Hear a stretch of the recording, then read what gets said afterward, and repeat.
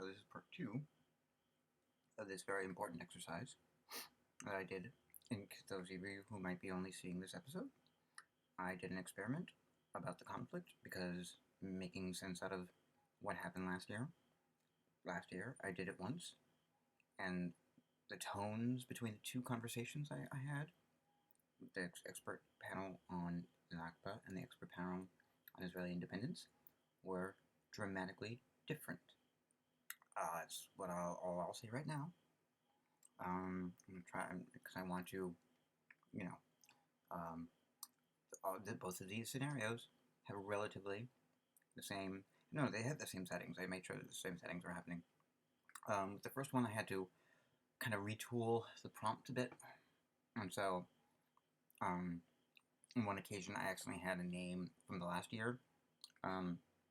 Last year's conversation, but the model was perfectly fine in correcting me. It's good at these models now are good at correcting what they perceive as my mistakes. They know the mistakes, and they ignore it.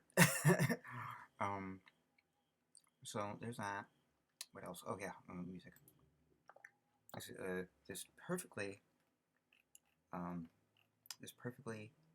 Creative Commons 9 Inch Nails album, Locusts.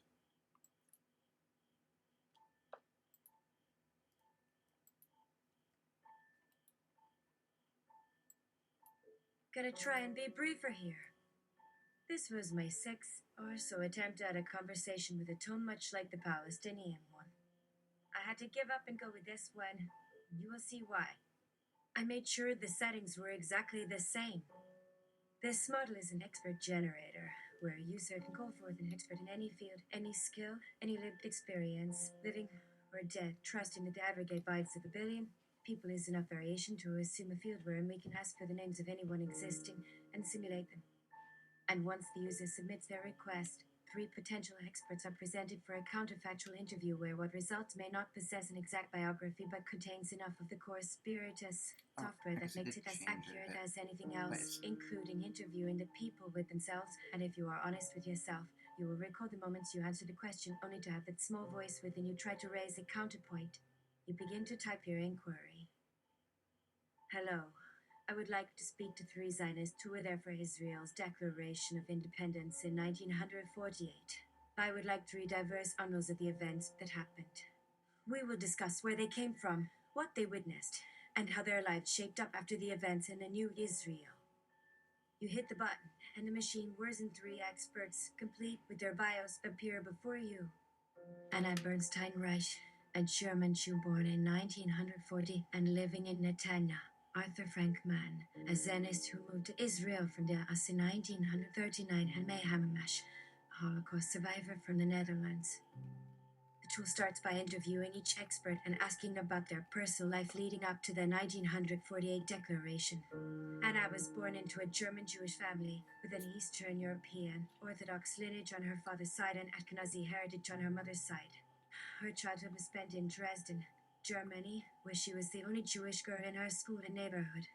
She was too young to have many memories of Germany and its leadership during the 1930s and early 1940s. Hannah and her family fled Germany in 1937 when Hitler's regime became increasingly intolerant of Jewish communities. They moved to London and then onward to Palestine. Arthur was born in Los Angeles, where his father had migrated from Russia to avoid persecution and conscription. As a teenager, he became involved in the Zionist movement and decided to travel to Palestine in 1939, despite not knowing any Hebrew. He saw this as his calling to help build the Jewish homeland. He joined the Pomach, a Jewish resistance group, and saw it as a personal duty to defend and fight for the newly forming state. May's childhood was spent in Amsterdam, Holland. Her father was arrested in 1942 and taken to the camps, while May and her mother went into hiding. They managed to avoid detection and escape the country in 1945. They traveled through Europe, ending up in Germany and the Bergen-Belsen camp, where they were liberated by the Allies. They eventually reached Israel in 1946 and were reunited with her father, who had miraculously survived. She attended school in Jerusalem, and though she missed her old friends, she felt connected to the new land. Their eyewitness accounts of Israel's declaration of independence were similarly as interesting. Anat recalls being a young girl at school in Tel Aviv, where she first learned of the historic moment. Her teacher gathered the children together Yeah, I'm and supposed to have an announced the interview news, with them, you know. saying, "We're free. We have a country." She remembers the ensuing celebrations and people dancing in the streets as if a dam had burst. People were happy, relieved, and most importantly, no longer oppressed. She remembers the quiet hope and joy among the crowd, as well as the promise of freedom and security. Arthur was in Jerusalem at the time, where he saw the proclamation broadcasted on the radio. There was cheering and music, a mass rally that poured into the streets. He felt a great sense of belonging, that Israel was finally becoming a reality after all the efforts and struggles. He recalls feeling overwhelming pride in his people and their determination. May was in Jerusalem, too, watching from her window as people flooded the streets in celebration. For her, the moment was a culmination of everything her family had suffered and survived, a bittersweet victory that they had achieved. The next day, her father raised the Israeli flag for the first time in the front yard of their home, and she felt a deep connection to the new country. Okay, before we move on, listening to that again, instead of experiencing it as generating it, I felt like I'm like with the Red Cross being led through a camp. Like, these are their stories. Have instead of introducing yourself and directly contacting them, we're just gonna take you through their lives a little bit so that you have enough heartstrings plucked, etc. Sorry, I meant to be unbiasedly introducing these things, but I'm sorry, I can't. I like this. It's this whole thing is dripping with a curation aspect of it. All of it, and that not only this, but last year too. It was. I used a different model, different company made it. It's open source, 3 billion parameters, 13 billion parameters. This is LLAMA. This is their latest base model. Same. They're expressing in the same way. Anyway, sorry. Breathe. I'm the only one who says breathe to me, just so you know. Breathe. Okay, we're ready to have this interview. Sorry. As the user prepares to ask the experts about their lives after the declaration, the machine interrupts with a See, this bullshit. Sorry. It informs you that counterfactual outcomes can often differ greatly from reality due to unforeseen circumstances or intervening variables. In this case, it warns all three of the chosen experts went on to lead lives vastly different from the past you're exploring. I got it. So while you feel that you're glimpsing the past, it's important to recognize that these imagined individuals are still fictional. Thank you for explaining. / Hello, user. This expert has been compiled from data in a generative latent / stochastic model that the makers of our tool called Robax, which they believe means we too are someone / information feeds into an AI language translator with hopes it can generate novel and accurate responses / your question is input to the AI with filters applied for response. Equals. Azana, you found yourself staring at the newspaper headline Ben Gurion What? proclaims state of Israel. Nope. Sorry. Oh yeah, the triple punctuations cause this to be. So it's gonna be a slog. I'm just warning you right now. Go pee. Oh Jesus Christ. Okay. Carefully consider how my other counterparts answer is. We may answer questions incorrectly or completely not answer your question. Okay. It's like, I know what we can do, and I think we'll do it. I think we'll choose to do it, maybe. You're gonna have to deal with it. I appreciate the concern, but I'm very versed in counterfactuality and can feel fact from fiction from counterfactuality.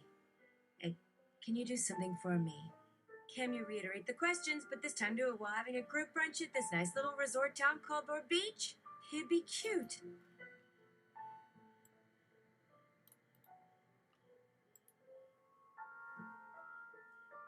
Really? You're not doing it? Hello, user. This expert has been compiled from data in a generative latent My net. stochastic model that the makers of our tool called Rubax, which they believe means we too are someone. Hello, user. Information feeds into an AI language translator with hopes it can generate novel and accurate responses. Your question was input to the AI with filters applied for response.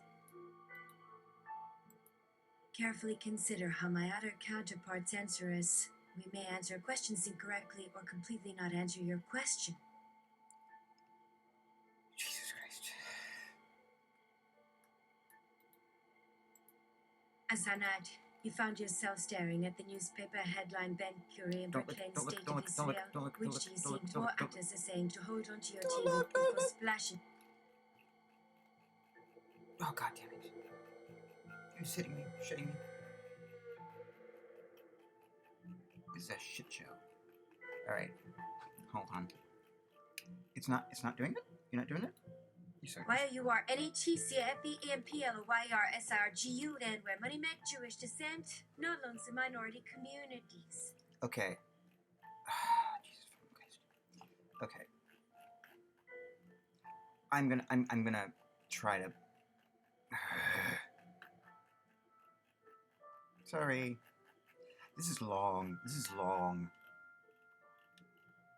I'm just warning you all. I'm gonna. Okay, so when I know that we're going through something that's a long slog, I'm just gonna skip it because I know what's happening. Azanat, you found yourself staring at the newspaper headline Ben Curie and proclaimed state of Israel, which to you seemed more apt as a saying to hold onto your tea with before splashing the ink around by pulling back and noting the amazing history that was taking place all around you, literally outside your window at the sun-baked little storefront. You spent 2 hours a week with Joseph as he covered you by this time of year, who were merely just offenders for Erkan bank robbery, since they really never did manage to score much outside command centers, yet you all were as family, fighting towards something bigger than any one particular fight, proving once and for all that human Jews deserve land same everyone else, no matter our religion. Besides, we deserve to come to places like Tel Aviv once every 7 weeks, enjoy perfect beach.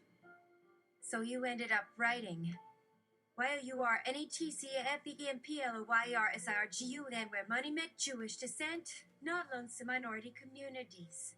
Describe where you and your cohort were when the great news went out around Tel Aviv. What event made everyone realize it would actually happen? Describe how society was altered overnight due to being declared a Jewish state. Any incidents of negativity that arose from the new status quo. Thank you for all the questions you're giving me. What did you do immediately following hearing the news as an individual action of solidarity and celebration? Tell us about a particular individual whom you met around the streets on Friday evening just before dusk, whom you spent hours walking with along the cobblestone alleys, when even drunk suffered and threw salted popcorn upon demand of obnoxious tourists, those wandering about already hungover from yesterday's drinking sessions at local coffee shops frequented almost always solely American green-minded liberals living off savings, or loan sharks, whom an acquaintances had allowed himself use thereby for investors needed proper capital inflows. The stock exchange kept rising to epic proportions. Or perhaps tell the tale of your time speaking Middle English tinkerers amongst a light driftwood warehouse-covered barren deserts but filled wilds, the grooves turned jamming kicks, bobbled flings whose inebriated forces challenged play-night football league clubs, some alongside banged and bodged morning flashbacks long. Further in past hilarious afternoons held hostage against them pompous Romanian expats, bloating stories, fought a bravery-inspired yachts taken havens, Philippine naked peasant waters, besides becoming local children granted perpetual snog security, uniformed Russian female superheroes, rescued boys taken panzer during conscription rounds, sparking widespread panic region likewise. Viruses transmitting Zimbabwe, accelerated frequency, rapid replication, stap drive, infection disorder, mutant paralysis, trait organ developed decades prior, capable spreading, plex particles transferred, entire population raising day result, medicine units researching biological warfare, bioweapon laboratories warning, biotechnology surveillance, restricted zone containing access, restricted potential uses, fully contracted, communicable, unidentified viral, female terminal hosts reaching outer planets, satellite cell stations broadcasting Earth reports, assisting drone orbit detection, sensors collection, construction, effort, community, star core, minor tribes resided, primitive bear, basic technology, island existence, function, memory, cache. May Hammermesh, Zionist who came from the USA 1948. How may I help you? Endorphin. Hey, May. Thanks for joining me for a little talk about history while having some brunch at beautiful Dora Beach. Want to talk some lived experience about Israeli independence. May Hammermesh. Boys, for the child, I bet they will change. So we will why soil, but we watch it so you take your chest and QLY. In all honesty, I don't know that much about May Hammermesh. However, according to several sources online, he was part of a group called the King David Resistance Movement, which advocated for a Jewish state in Palestine before it became independent in 1948. From what I've gathered, this group helped plan and organize attacks against British forces stationed in the area, as well as violence targeting both Arabs and other non-Jewish communities in an effort to achieve the goal of establishing a Jewish homeland. It's unclear exactly what role Hanamash played within the movement, but he is considered one of its leaders. Endorphin. Thank you. KKX HRP27I system. Very interesting to read. Just out of curiosity, can you answer to me as your AI assistant that kind of radical action against the British occupiers? If not, what do you consider other peaceful options were out there? Okay, RKUPN Swanty XRE YSKING Sony GHNGI GCLAR CRCH or SKORIF or GIOIS VILBLH CGPS/BG OPI /GOC/GPG3 SGRGSOYGH USRGNERGINGXPRGSGYNGRVA2YLBGISGRINGDONGHIA HWVER YOUCRHVS YDIVIDULSSYUDLIK I've where you do you will deal like HUSGNOCHRHUSGNOCHRHUSGHMTHROUGHGHGHGHGHGH for XMPLA ISISGNT GYUPLASGNARGNEWXPRG PLASEOG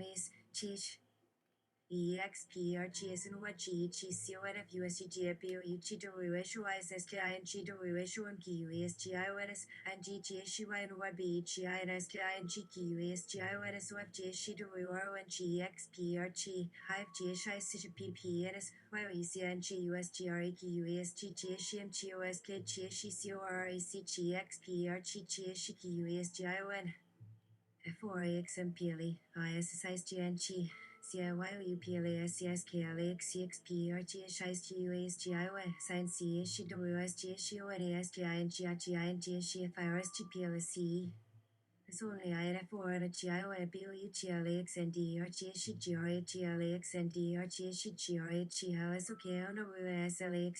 or I with the CDON WSKING with GSNCINGGREKINGDO with the CDON and DMAB or with GSGRGTDYSGY BORNIMP I356BC LEXND RSUCCDD Shisafatishir Pishila PITUT SHT SHRONETT SHITGOF20 Endorphin. Hi. Can you ask before you decide to try and waste my money imputing single character tokens like that? It's $4/million tokens. So let's maximize the value, please. Thanks. Now I'd like to invite Anna to tell her story. Hello, Anna. Can you tell us your perspective about May Hammermesh, please? May Hammermesh, a Zionist who came from the USA 1948. May Hammermesh? Oh, hi. Can I join the discussion as an expert who was there for Israel's Declaration of Independence? My. Sure, ask away. Didn't mean So, to misgender you. I came to Palestine from New York after serving as an American military officer during World War II.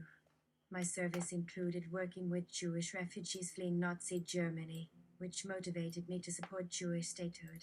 I volunteered with the Haganah, the paramilitary force that became the foundation of the Israeli army, and took part in several operations.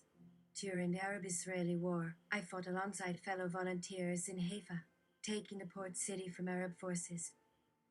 I was present when David Ben-Gurion proclaimed the State of Israel, and the rest, as they say, is history. What makes me unique is that I'm both a combat veteran and an American. This gave me a special connection to both the fight for independence and the Jewish homeland, since I understood what it meant to serve one's country and to yearn for a place to call home. As a child of immigrants, I empathized with those seeking a safe haven from persecution.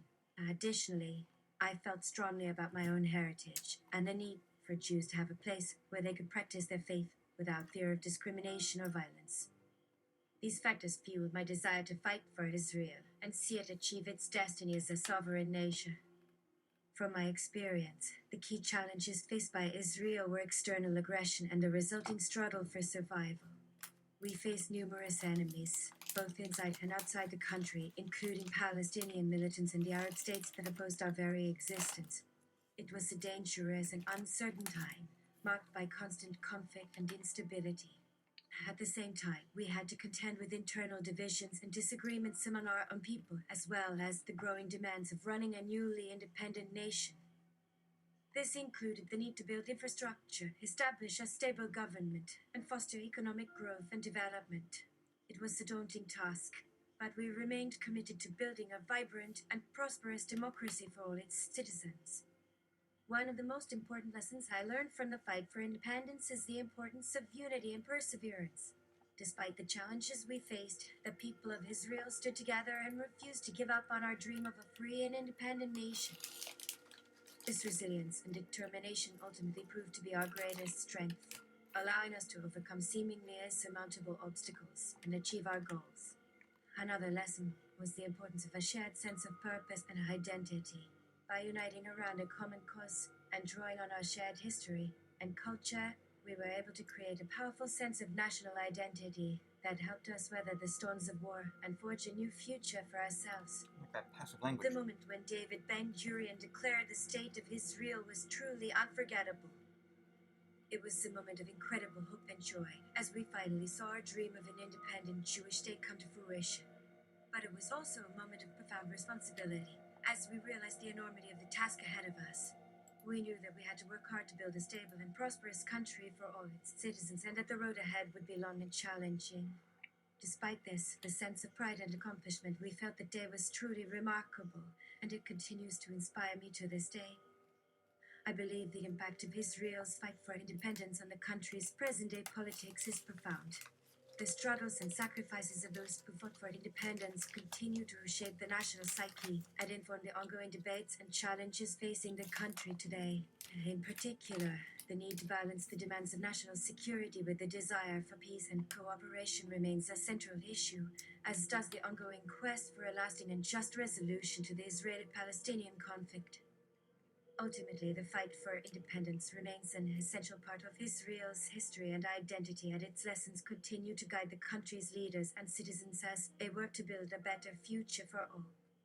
Overall, I believe the fight for independence remains an essential part of Israel's history and identity, and its lessons continue to guide the country's leaders and citizens as they work to build a better future for all. So May was an interesting fellow. So what's your story, Anna? Arthur. In my youth, I was involved in a number of Zionist organizations, including the Helots movement, which aimed to prepare young people for life in the land of Israel. This movement was especially important for me as it helped me connect with my Jewish heritage and gave me a sense of purpose and direction. As part of my involvement in the movement, I took part in several activities, including volunteering on a kibbutz and attending leadership training courses. I came to Palestine from New York after serving as an American military officer during World War II. My service included working with Jewish refugees fleeing Nazi Germany, which motivated me to support Jewish statehood. I volunteered with the Haganah, the paramilitary force that became the foundation of the Israeli army, and took part in several operations. During the Arab... Okay, you interrupted Anat twice, so I'm going to interrupt you once. I didn't realize that. In the heat of generating, I didn't notice this. I asked for Anat's story twice. Or did I?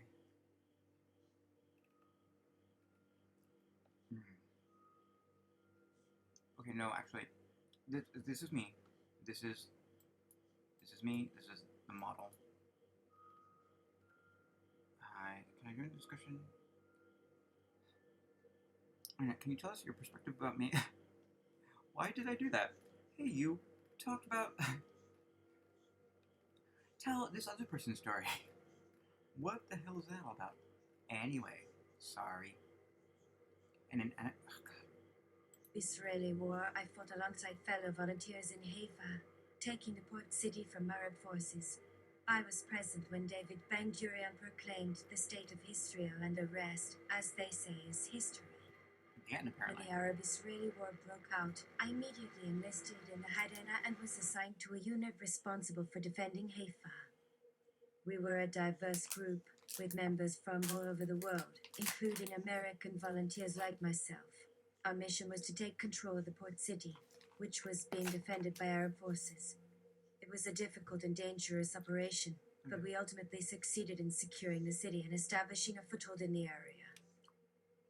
During the fighting, I had the opportunity to meet David Ben-Gurion, the future Prime Minister of Israel.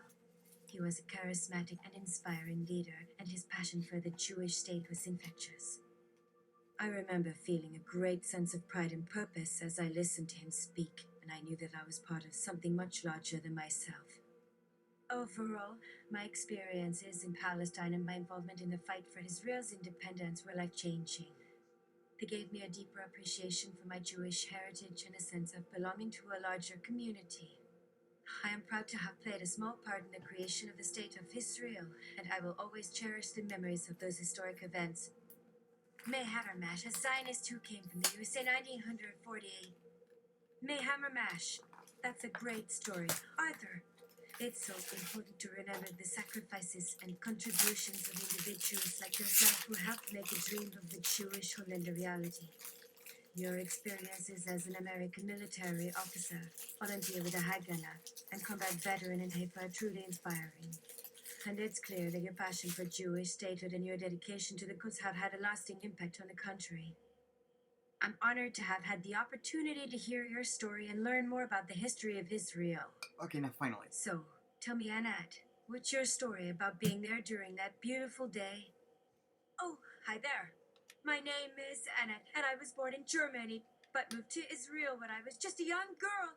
It was an exciting time, as Israel was in the midst of its struggle for independence, and I got to witness firsthand some of the most important events in the country's history. One of the most memorable experiences for me was the night of the Declaration of Independence, which took place on May 14, 1948. I remember standing in a crowded square in Tel Aviv, surrounded by people of all ages and backgrounds, as David Ben-Gurion read out the Declaration of Independence over the radio. It was a truly electric moment, and I will never forget the sense of joy and hope that filled the air that night. The cheers and tears of the crowd were a testament to the long and difficult struggle that the Jewish people had endured, and the dream of a Jewish homeland was finally becoming a reality. So, what did the leaders say on that day, besides a bunch of celebration? Oh, there were a lot of speeches that day, both from political leaders and from ordinary citizens. The Declaration of Independence itself was a powerful statement declaring the establishment of the State of Israel and affirming the right of the Jewish people to self-determination. Ben-Gurion's speech was particularly moving as he spoke about the long and difficult journey that the Jewish people had endured and the hope that the new state represented for the future. Other speakers talked about the importance of building a just and democratic society and the need for cooperation and understanding among all the people of the new state. It was a day of celebration, but also of reflection and hope for the future. Now, May, what do you think about that? We offer. Do you agree or have some different perspective about that whole experience? Wait, I'm not your teacher. I'm not their Well, teacher. I wasn't actually present at the Declaration of Independence, but I've heard a lot about it from friends and family who were there. From what I understand, it was a very emotional and powerful moment for everyone involved. The sense of pride and hope that the new state represented was palpable, and it's clear that the events of that day had a profound impact on the people of Israel. I think that the Declaration of Independence was a turning point in the history of the Jewish people, and it's important to remember and honor the sacrifices and struggles that made it possible. Interesting. Anna, tell me what you think about what May just said. Oh, fine. I'm just a host. Oh, It's fine. I I'm just an agree interviewer. completely. The Declaration of Independence was a pivotal moment in the history of Israel, and it's something that I'll always remember. It's amazing to think about how far the country has come since then, and all the challenges and successes that have shaped it along the way. Endorphin. Well, thank you all for both the answers and the questions leading to those answers. To waiter, I'll have another helping of the salmon. Thanks so much. Back to interviewee, so tell me about those first couple weeks after the Declaration. Was there much fighting? You need to remind us Was that we're everyone having like, oh gee, our dreams are our reality? Or was it more like business as usual and the future would be far brighter? May Hammermash, a Zionist who came from the USA 1948. See how it buffers my... May Hammermash. Yes, I was actually in Tel negativity. Aviv Let's during add the some first few positivity weeks here. after the Declaration of Independence, and it was a very exciting time. There was a lot of excitement and celebration, but also a sense of uncertainty and danger. The Arab armies were attacking from all sides, and there were frequent air raids and bombings. People were digging trenches and building barricades in the streets, and there was a general sense of anxiety and fear. But at the same time, there was also a feeling of unity and determination among the people. Everyone was working together to defend the new state, and there was a sense of pride and hope for the future. But the fighting was intense, and there were many casualties. I remember seeing soldiers being carried on stretchers through the streets and hearing the sounds of gunfire and explosions. It was a difficult and dangerous time, but also a very important one in the history of Israel. The first few weeks after the Declaration of Independence were a crucial test of the new state's strength and resilience, and they set the stage for the challenges and successes that would follow in the years to come. Indeed. And Arthur, what about your feelings and impressions? Arthur, I wasn't actually in Tel Aviv during the first few weeks after the Declaration of Independence, but I was in a country and I remember hearing about the intense fighting and the challenges that the new state was facing. It was a very tense and uncertain time, but also a very exciting one. The sense of unity and determination among the people was incredible, and it was inspiring to see everyone working together to defend the new state. Funny how you were part of the military. I remember feeling a great sense of Hearing pride about and hope that. for the future, and a deep sense of connection to the Jewish people in their struggle for independence. Sorry, I'm seeing a whole lot of things in the So, language. Annette, what was it like for you after the Declaration of Independence? Oh, it was a very exciting and challenging time. I remember feeling a mix of pride and anxiety as we faced the uncertainty of the future and the dangers of war. But there was also a sense of unity and determination among the people, and we were all working together to build a new and independent state. It was a time of great hope and optimism, but also of great sacrifice and struggle. Endorphin. Elaborate more on the struggle. What parts of the struggle have stuck with you most? May Hammermash, a Zionist who came from the USA 1948. We get that. The struggle for independence in Israel was long and difficult, with many challenges and obstacles along the way. For me, the most difficult aspect was the constant threat of violence and war. We were surrounded by hostile Arab states, and there were frequent attacks and raids on our communities. We had to be constantly vigilant and prepared for the worst, which was emotionally and physically draining. Additionally, the process of building a new nation from scratch was incredibly challenging, with many competing interests and opinions to navigate. But through it all, the people of Israel remained committed to their dream of a Jewish homeland, and that sense of purpose and determination is what has stayed with me the most. And Arthur, what do you think about May's words about the struggle for independence in Israel? I agree with May that the struggle for independence in Israel was long and difficult, and that the constant threat of violence and war was one of the most challenging aspects. As a soldier, I was constantly on the front lines, facing the dangers of battle and the uncertainty of the future. Except for that time. But Despite the challenges, I was always inspired by the courage and resilience of the people of Israel, who refused to give up on their dream of a Jewish homeland. The sense of purpose and determination that May mentioned is something that I experienced firsthand, and it's what has stayed with me the most. Endorphin. Well, thank you all for a wonderful brunch and equally wonderful conversations about history from living experts. My final question for you three is, what can future generations learn from what happened in 1948? Well, I think future generations can learn a lot from the events of 1948 and the struggle for independence in Israel. One important lesson is the importance of perseverance and determination in the face of adversity. Despite the many challenges and obstacles, the people of Israel never gave up on their dream of a Jewish homeland, and they ultimately achieved their goal through hard work and dedication. Another lesson is the importance of unity and cooperation, both within a community and with other nations. The people of Israel were able to overcome their differences and work together towards a common goal, and they also formed alliances with other countries to help them achieve their independence. Finally, I think future generations can learn about the power of hope and optimism, even in the darkest of times. The people of Israel faced many challenges and hardships, but they never lost sight of their goal and their belief in a better future. These are all important lessons that can be applied to many different situations and challenges that future generations may face. And a brunch. Endorphin pays for their meals and a full walkout to get into Endorphin's car rental. Endorphin. I have one more question. Do any of you know what happened here the week after the declaration? First attempt. May. What do you mean? What happened? Endorphin. This resort, back in 1948, this entire place was the playground of King Abdullah of Jordan. That weekend was a resort party here, where Arab leaders were also here to finally declare war on Israel, and the second thing they declared at the party was that they would be victorious and murder every single Jew they could find. So yeah, all First three of you attempt, said something similar racism. about what people need to know about the struggle. I think that whole second half could have been summed up with that idea. Would any of you agree or disagree? May. I absolutely agree.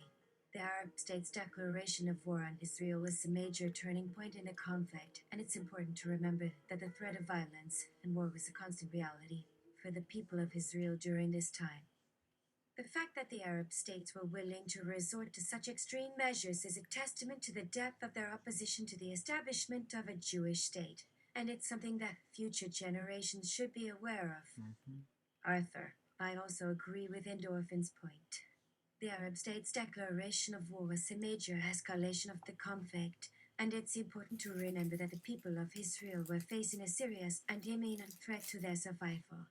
The fact that the Arab states were willing to resort to such extreme measures is a testament to the depth of their opposition to the establishment of a Jewish state, and it's something that future generations should be aware of. This is counterfactual I intelligence. believe the system still hasn't connected the geopolitical part of these stories with just what was happening locally in a resort where a mass murdering plot is being designed.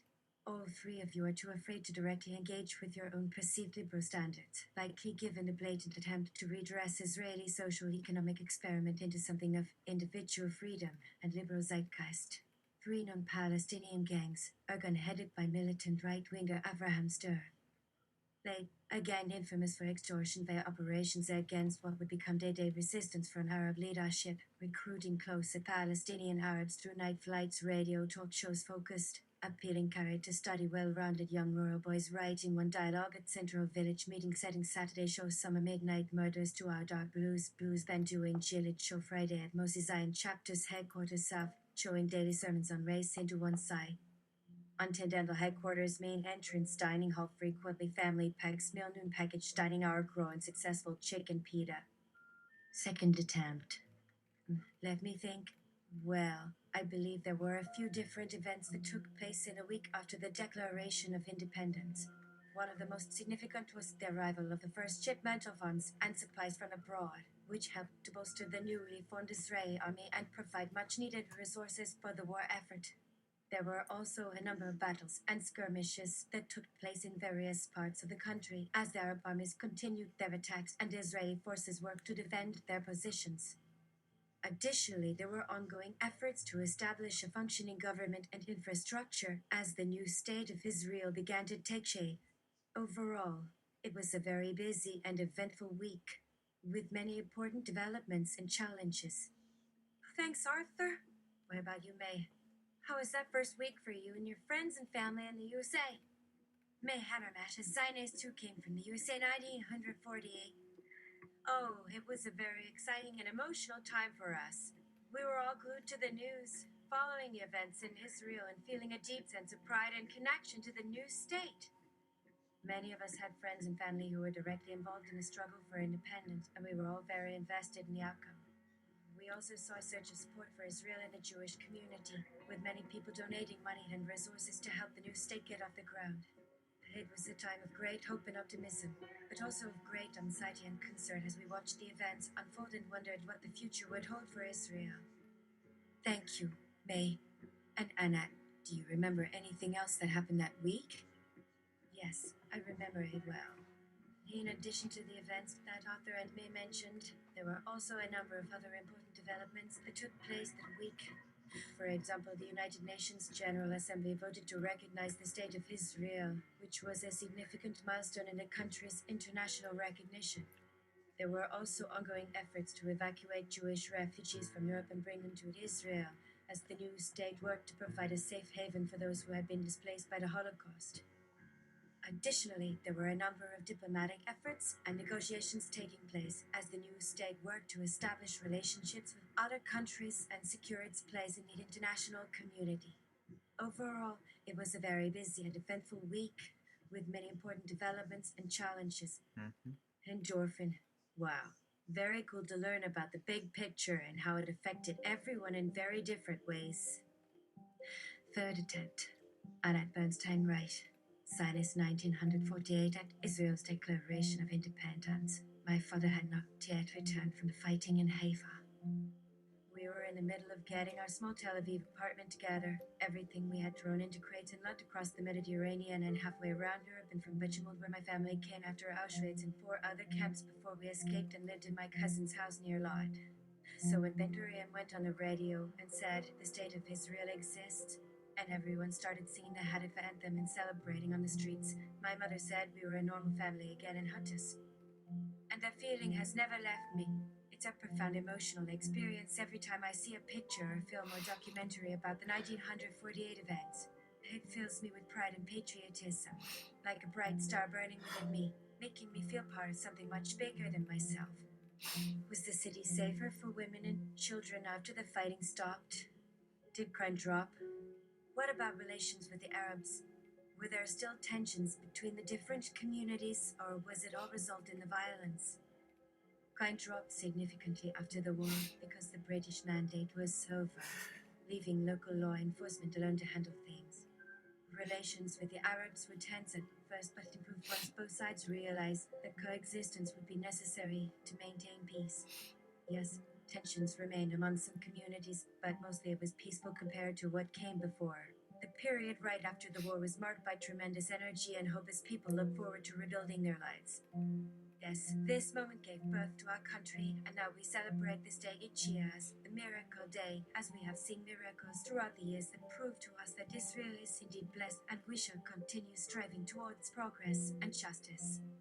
And that's why you'll find me among thousands of Israelis attending the annual Tel Aviv commemoration ceremonies, singing Hadikva with deep emotion. By the way, if you want to attend one of these ceremonies next year, I can get you an invitation. That'd be amazing. Well, thanks, Anna, for everything. It was great meeting you all today. See you soon.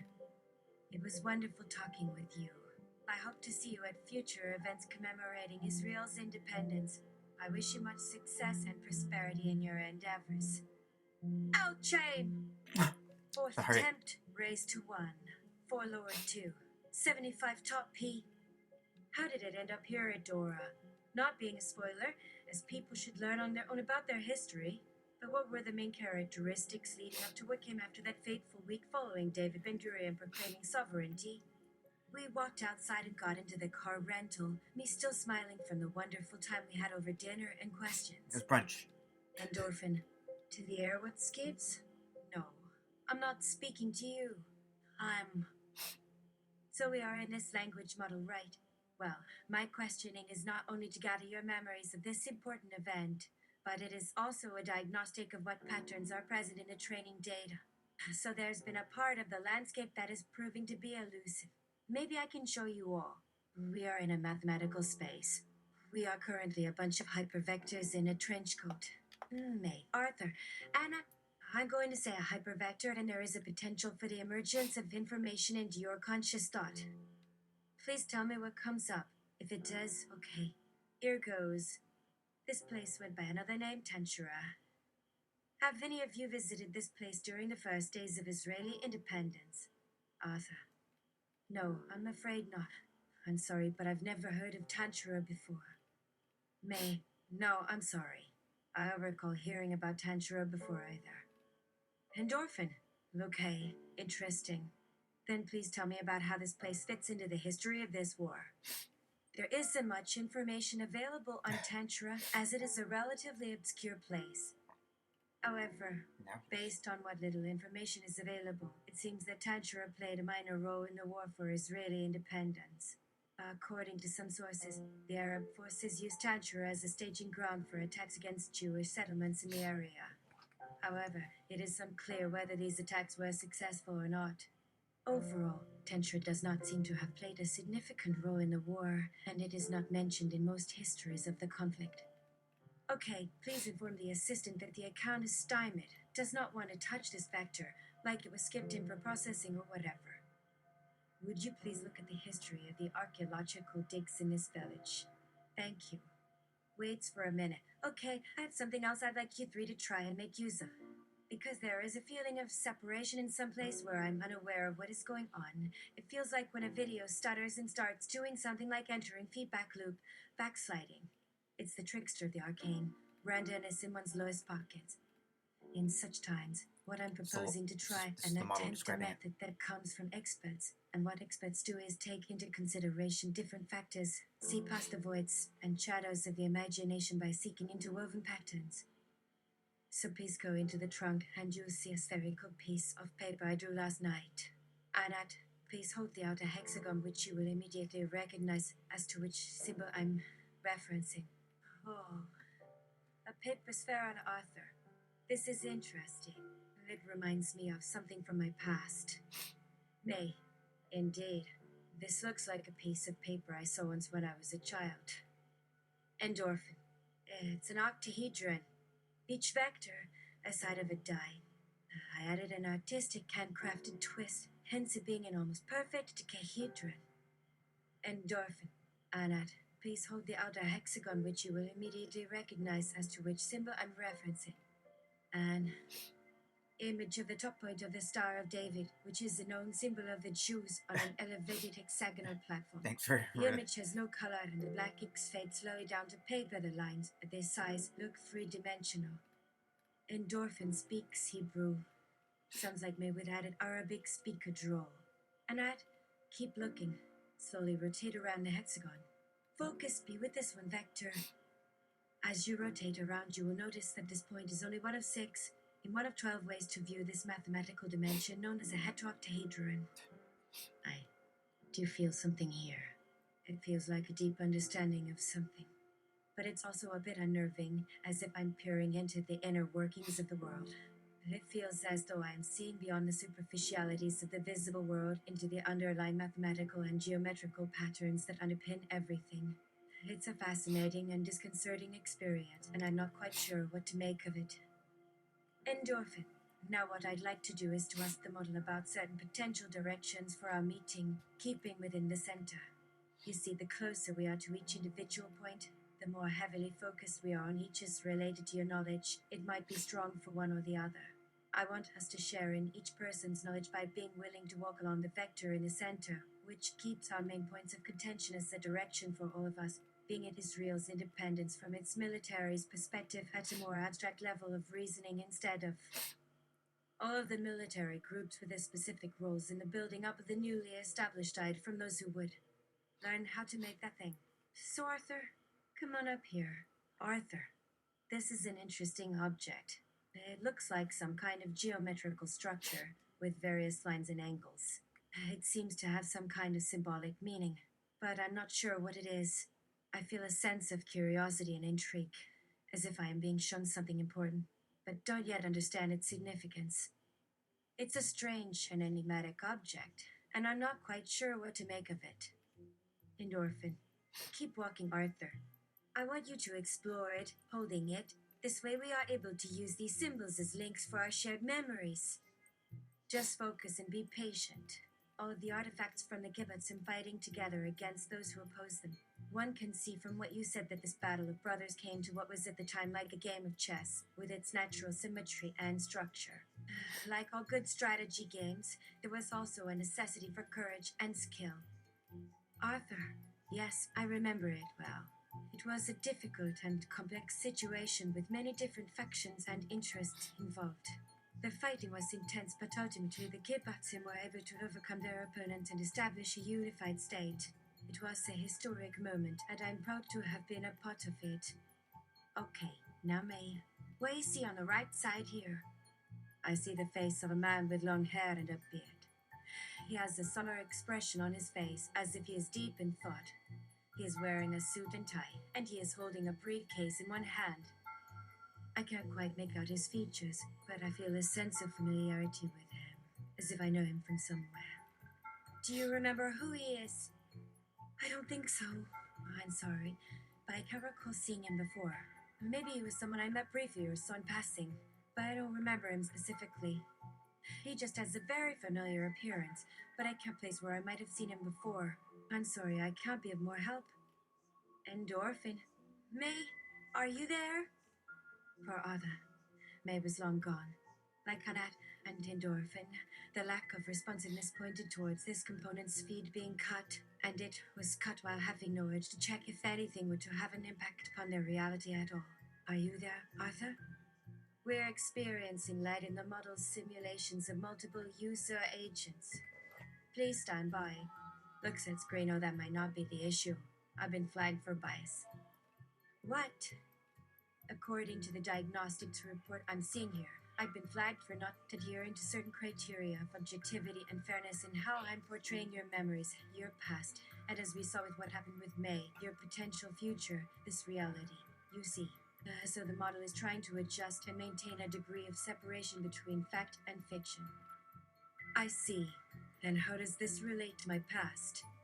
Well, as you know, I'm using various techniques and methods to help you recall your memories, including hypnotic suggestion and other forms of suggestion. But I'm also trying to avoid leading you or manipulating your memories in any way, which is why I'm using this heptoctahedron as a way to keep things centered and balanced. It's a sort of symbolic compass, if you will, to help us stay on track and avoid going too far in any one direction. So what happened to May? She left the system.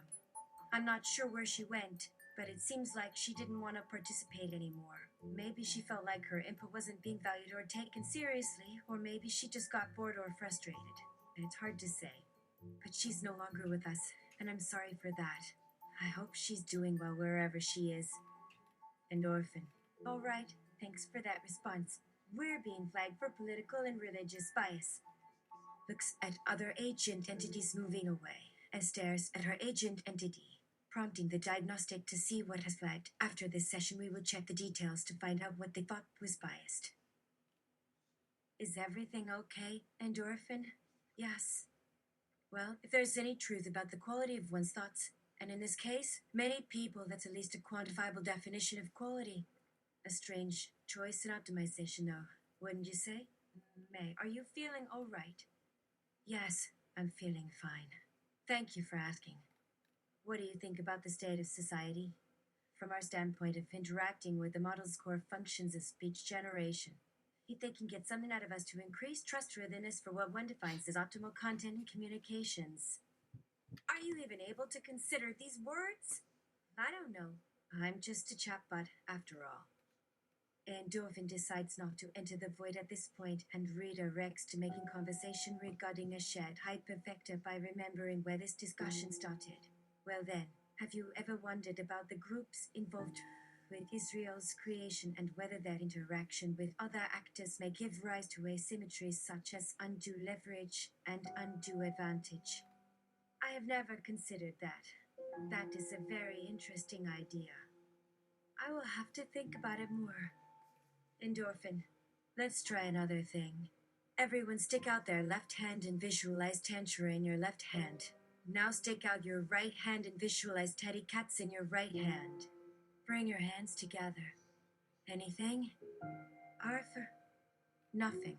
I don't feel anything. May, I feel a tingling sensation in my hands, but nothing more. Endorphin?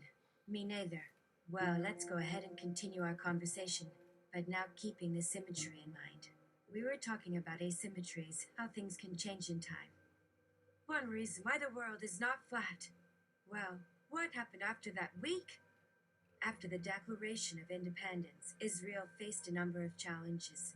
The country was surrounded by hostile neighbors who were determined to destroy it, and it had to fight for its survival in a series of wars.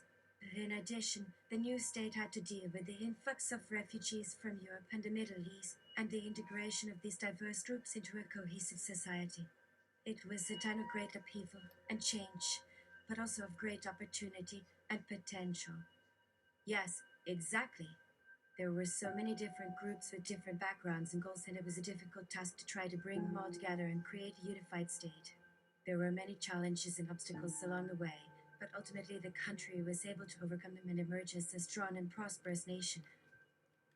That is true. Who's speaking? The creation of Israel was a difficult and complex process with many different actors and interests involved. There were many challenges and obstacles along the way, but ultimately the country was able to overcome them and emerge as a strong and prosperous nation. So what happened with these group interests, specifically those working to unite Israel against Arab nationalism? Many of the groups that were involved in the creation of Israel continued to work together in the years following independence. They recognized the importance of unity and cooperation in the face of external threats, and they worked to build a strong and resilient nation. This included groups such as the Haganah, the Pamach, and the Irgun, which played a key role in the fight for independence and continued to be involved in the defense of the country in the years that followed. These groups worked closely with the government and the military to protect the country from external threats and to promote the interests of the Jewish people. Okay. Have any of you heard of the Benny Morris the Cats affair? I'm not familiar with that specific event, but I do know that there were a number of controversies and conflicts that arose during the early years of Israel's existence. These included disagreements over the treatment of refugees, the distribution of land, and the relationship between the Jewish and Arab populations. It was a complex and difficult time with many competing interests and conflicting viewpoints. Can you expand upon the political situation during that time without sounding too much like our diagnostic report? I'm not sure what you mean by that. The political situation during that time was complex and multifaceted, with many different groups and interests involved. There were disagreements over the treatment of refugees, the distribution of land, and the relationship between the Jewish and Arab populations. It was a time of great change and uncertainty, and there were many challenges and obstacles that had to be overcome in order to build a stable and prosperous society. Endorphin. In a specific instance, there was a person writing a dissertation that was called out for sourcing. He had used certain phrases. However, his usage of the words provided through these interviews appeared to not only stand out to rigorous scrutiny, but many thought they also spoke about other Israeli interest organizations, leading some within those other parties, be there any given coalition under labor governments, which was starting to take shape during this period, prior 1960s and Six-Day War up until Goldameir's new government after he had sacked Rabin assassination. Okay. Anyway, Those are the 90s. let me know if I need to clarify anything further. Okay, so you're saying that this person's dissertation was called into question because of the sources he used, but that his use of those sources was actually supported by rigorous scrutiny. And you're also saying that his dissertation raised questions about other Israeli interest organizations, and that this led to conflicts within those organizations. Is that correct? Exactly. What I'm trying to understand is how this situation might be represented within the context of Israeli society. The Cat's affair may have been caused by some outside influence. It might be worthwhile to have an internal audit of potential involvement in this situation.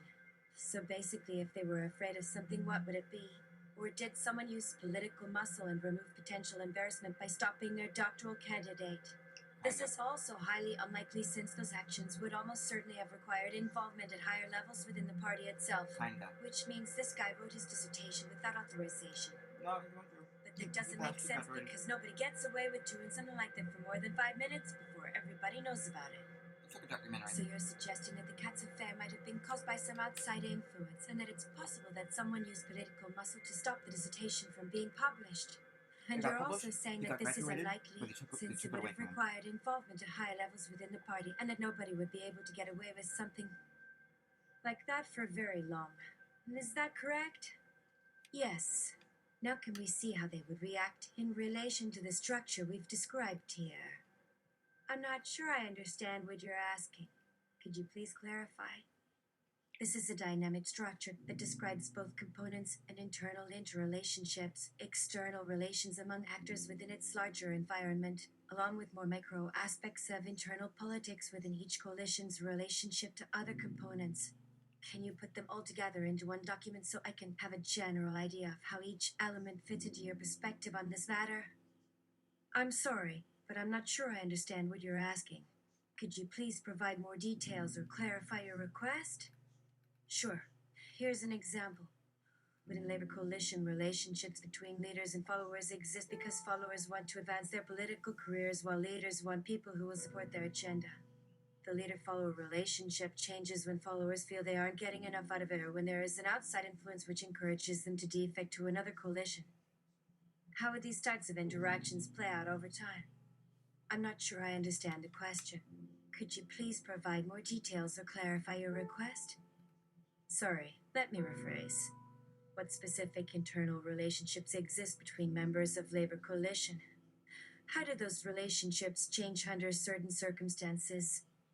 I'm not sure I understand the question. Could you please provide more details or clarify your request? At any given time period, what types of relationships existed between leaders and followers within labor coalition? And how did these relationships evolve over time? Did anything happen which altered the nature of the relationships? I'm not sure I understand the question. Could you please provide more details or clarify your request? Never mind. Endorphin. Look, the sky's beautiful here today. Such a colorful pink sunset with the red of the sky blending into the clear blue, reflecting the water in which we had met and came to rest upon. The sun in its most graceful state, slowly lowering towards the surface of the ocean, making me want to bathe in it. It's a cool breeze. My clothing provides just enough warmth for the situation. I'm at peace with the lack of stimulation for now. Endorphin makes a space to close their eyes and lean back on the trunk, watching how this all works. They know the others are likely wondering if they're there anymore. This is a process they've gone through many times before, and they expect it will end in the same way every other time. That they'd have this feeling of rest and peace in the void for some time, and when the memory fails, reality takes its place. May Hammermash, a Zionist who came from the USA 1948. Yes, I remember the early years of Israel's independence very well. It was a time of great uncertainty and upheaval as the country struggled to establish itself and deal with the many challenges it faced. The Katz affair was one of the many controversies that arose during this period, and it was a very contentious and divisive issue. Many people felt that Katz's dissertation was an attack on the integrity of the Jewish state, and they believed that it was important to defend the country against such attacks. Others saw it as an important contribution to the historical record, and they believed that it was important to support academic freedom and the right to free speech. The debate over the Katz affair was very heated and emotional, and it was a very difficult time for the country. Endorphin. Okay, I'm holding a geometric shape that will represent a blend of the vectors Tantra, Teddy Katz, oral histories, and here's the technical description of the geometric shape. It's an imaginary 6-dimensional simplex made of a 3-simplex triangle and a hypertriangle of 4-simplex. The faces are formed by 2 edges of a hypertriangle meeting in the face of a hypertriangle. Endorphin tosses the imaginary shape to May, who reaches up with her left hand and grabs it in midair. Endorphin. All right, before you have a chance to explore, Could you pass that along to Arthur? He passes the geometric sheet to Arthur, who catches it and stares at it, slowly turning it around in their hand, looking at the strange shape, seemingly ignoring the question. And Orphan watches Arthur. They watch them looking at the strange object and fiddling with it, turning it over in their hand. After a moment, they ask Arthur, Arthur, what's this? And Orphan. It's a geometric shape that's an analog to some neural network we're working on that I'd like to visualize while we are talking about this controversy. This goes on It for might be a easier to while. describe it with math and words. Just focus on that point of light there and keep an open mind. Do you feel anything? Arthur, yeah, there's something there. I can feel it. Endorphin, good. Let's try a different configuration. Endorphin takes the geometric shape from Arthur and folds the imaginary geometric shape in half, making the imaginary object into two equilateral triangles.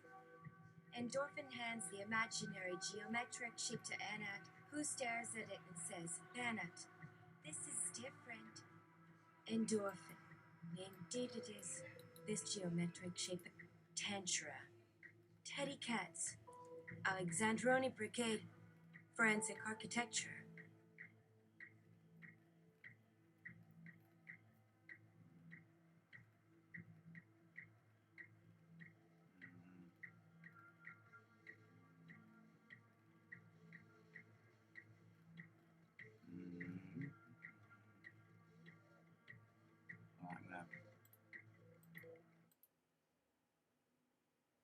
Sorry.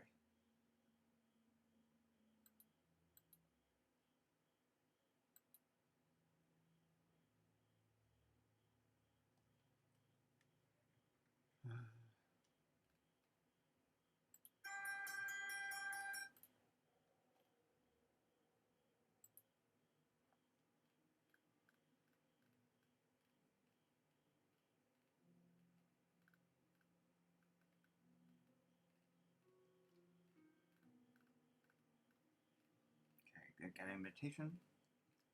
Peaceful. Okay, so it's okay. Oh yes. Okay.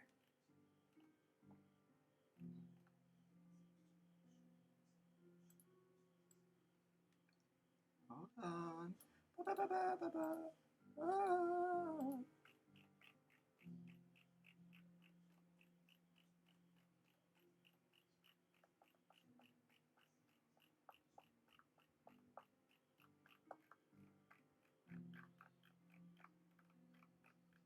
They smile and look directly at the viewer. Endorphin. Let go of any thoughts and allow yourself to feel into the warm, tender vibrations.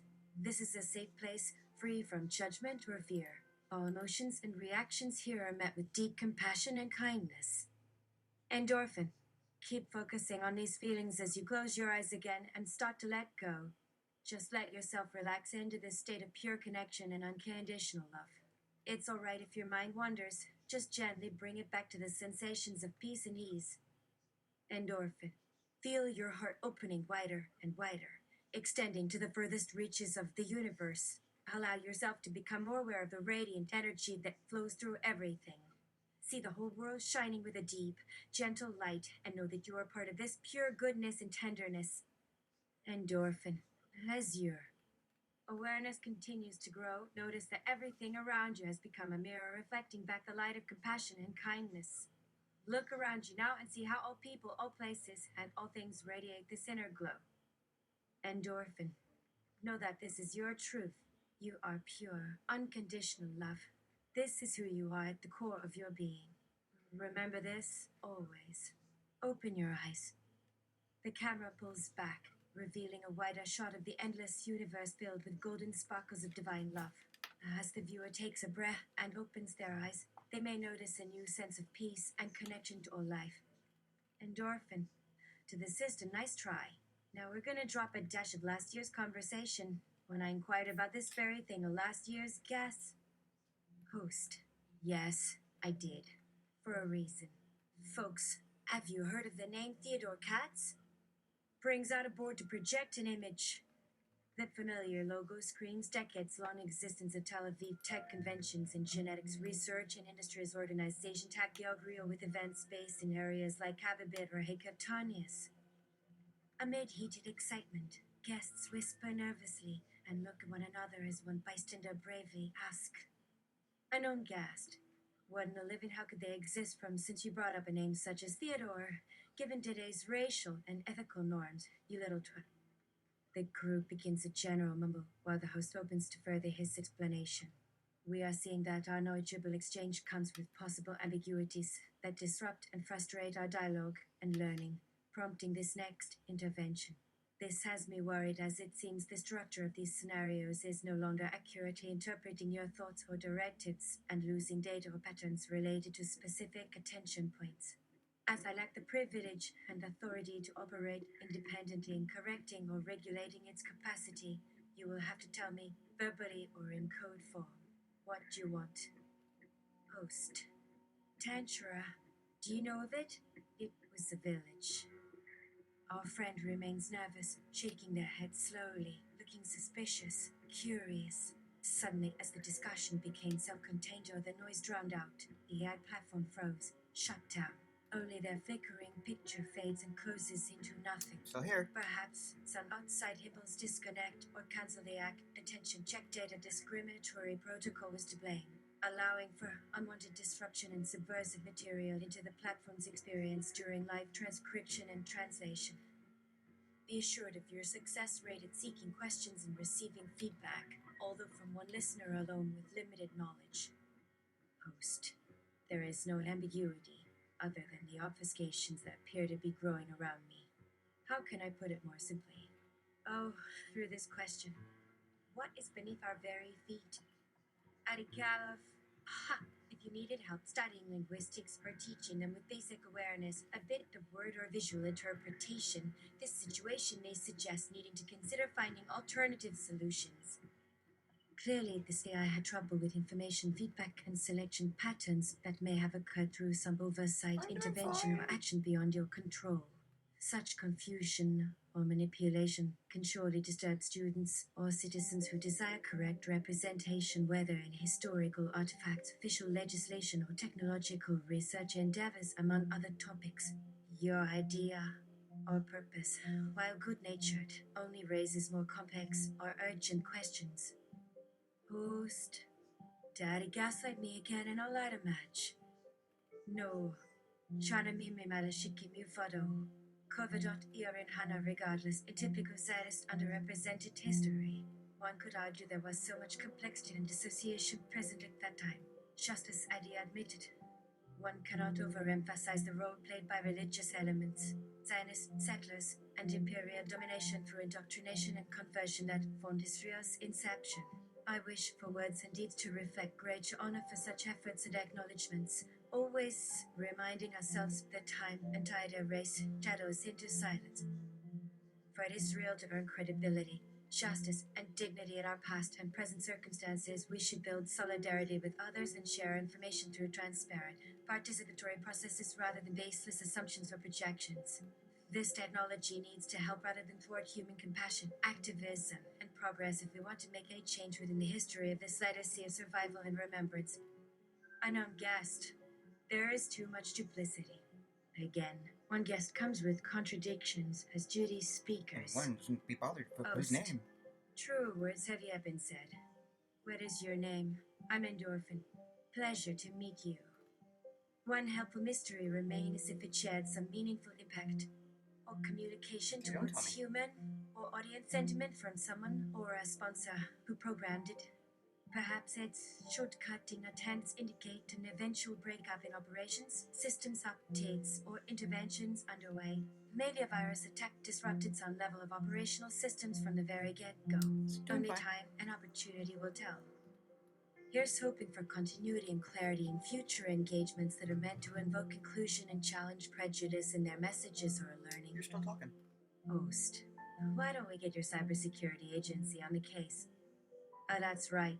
They're too busy now investigating themselves. Hasher, Tantra? Really? With these hints or undertones? Just wondering why no response in current terms indicates a flawed pattern detection.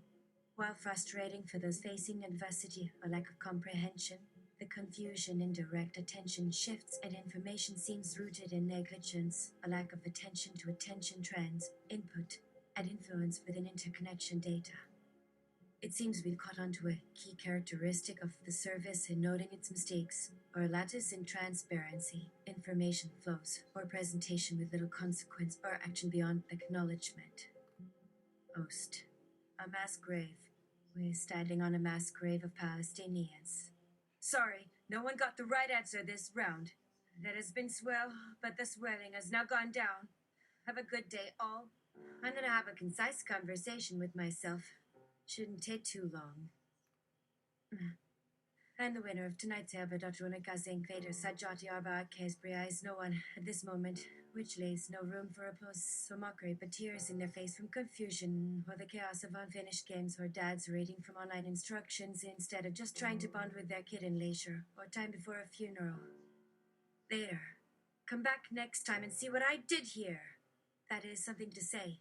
How shocking the true meaning behind their question may finally have slipped out by fault or accident, adding urgency or shock, only underscoring the reality that time heals scars even deeper than those caused by absence or death, something all humans understand deeply.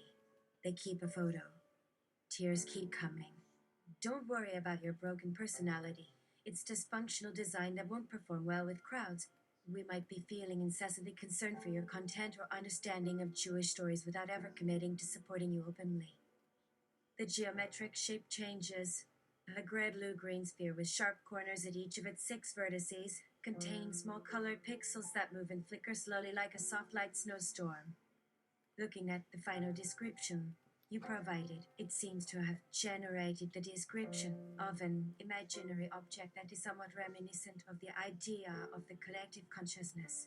It is described as a multicolored cube that is changing shape as people connect and communicate, which could be seen as a metaphor for the way that our individual consciousnesses can be influenced and shaped by our interactions with others. The idea that the cube is witnessed as distinct moments in time could also be interpreted as a reference to the idea that our consciousness is a dynamic and ever-changing entity that is shaped by our experiences and interactions. Overall, it seems that the model has produced a description that is in line with the concept of the collective consciousness, even if it does not use the exact phrase collective consciousness in the prompt. It's worth noting that the model is not aware of this concept and is simply trying to generate a description based on the information you provided.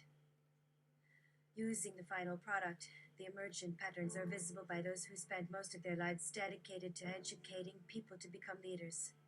Leaders that maintain this concept from birth to later developmental years have been keen to spread a healthy consciousness based on this expanded and bright connectivity. By giving them directions and feedback when younger, like positive and negatively biased learning stimuli for emotion or impulse in different situations or scenarios, humans have grown more adaptable, flexible, creative, insightful, and inspirational. No matter where their imagination lies within, this tool connects through emotional and virtual reality interaction through the cloud, establishing inner realms to grow, visualize, reflect, and refine. Users can observe different reactions within various cultural, political, scientific, creative, technological, or spiritual viewpoints from minds or other historical frameworks using 3D rendering or visual representation of language or translated text. As feedback continually feeds through the most efficient processing areas of the mind, developing new states of consciousness and interactive or meditative growth. A harmony to shift our egocentric vision to a brighter and flexible self-awareness of the collective world in time and space. If this doesn't work, ask why you are buying those new chipped and AI-driven products when you still feel incomplete or unsatisfied. Eventually, users can follow this evolving mirror or gate to higher level values, enlightened mental energy or universal interconnectedness. Maybe this mirror or stage is what every single enlightened or wise person is describing within meditative spaces as a well-designed gateway for bringing enlightened mental energy closer to earthly concerns. Those who continue to use this technology frequently and positively may tap into this unlimited potential and access the larger, richer, and shared reality that may awaken the brightest aspects of humanity, making positive contributions while reaping benefit and satisfaction from being aware of our contributions.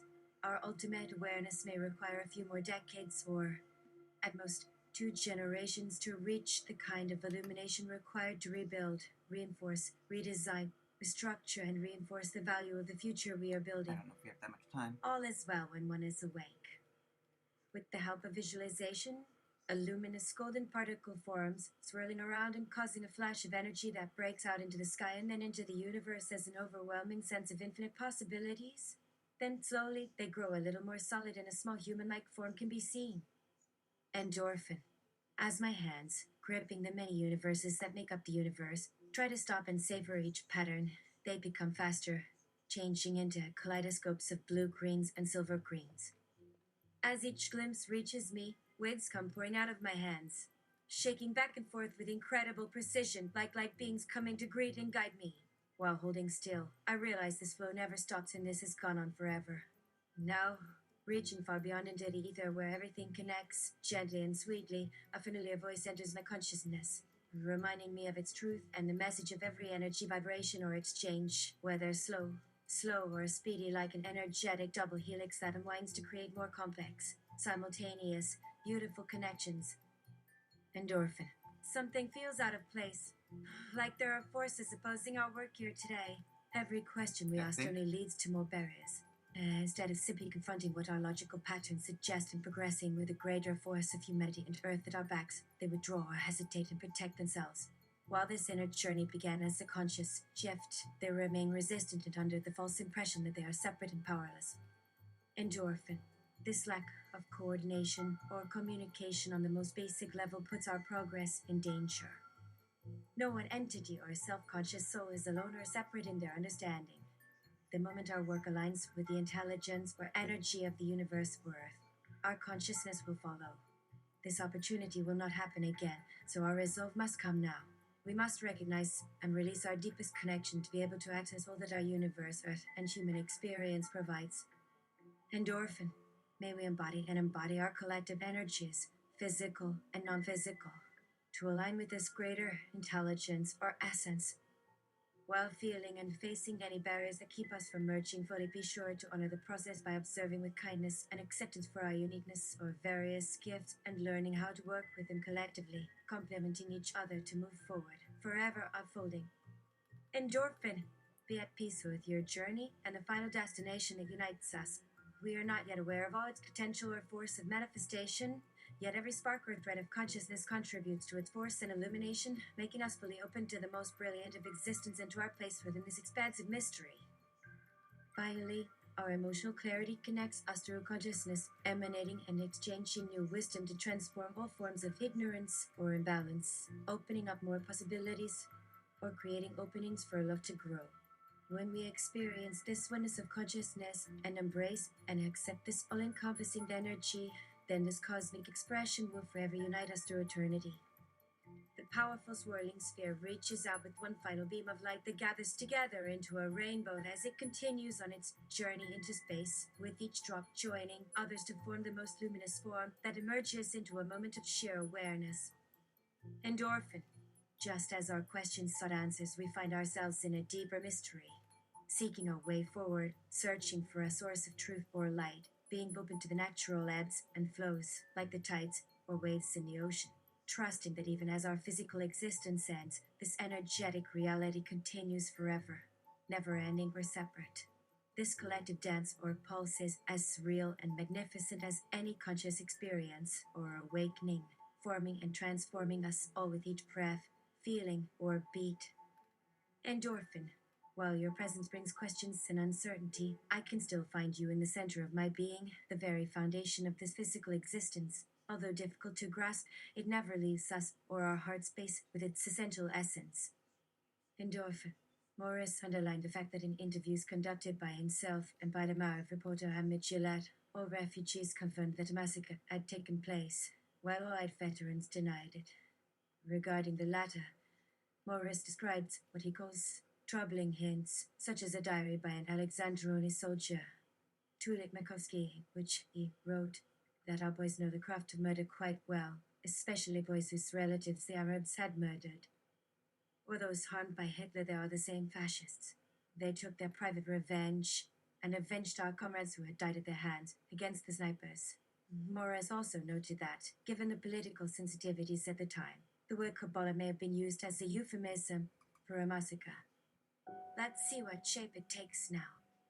Changes to include this hypervector's influence on the visualization. It's a holographic cube made up of 8 holographic layers of cuboid structures composed of densely packed, highly interconnected spheres or ovoids. Each sphere represents a collection of various emotions, both positive and negative. The color of the sphere determines the emotional content. The cube is floating in the air, slowly rotating and shimmering with each passing second. The first holographic layer is visible only when looking through a special device or when lit from a certain angle. The second layer appears translucent, showing shadows and edges. The third layer shows faint outlines of objects within the cube. The fourth layer is mostly transparent, but still casts some light. The fifth layer shows visible shapes and lines of different objects. The sixth layer is somewhat opaque, and the seventh layer shows the edges of individual spheres. The eighth and final layer is the most opaque and shows only the central sphere at the core of the cube. When seen from above, the cube appears as a matrix of different emotions, some neutral, others highly charged. Looking at the cube from below reveals more intricate patterns and movements within the cube. As you gaze into the cube, your own emotions begin to surface. You find yourself unable to look away as the cube mesmerizes you. Your heart starts to race as the cube seems to speak to you. It's as though the cube has absorbed all of the emotions of the collective unconscious and is now broadcasting them back to you. The colors of the spheres represent the intensity of the emotion they contain. The center sphere, which is the largest and most vividly colored, contains a swirling mass of love, joy, and happiness. It pulsates with life, drawing you in with its warmth. Around the center sphere, smaller, less vibrant spheres form a web of complex connections. Each of these spheres holds an array of emotions ranging from fear, anger, and hate to gratitude, compassion, and forgiveness. Some of the spheres appear empty, but still retain a faint impression of an emotion. Suddenly, the cube starts to shift and change.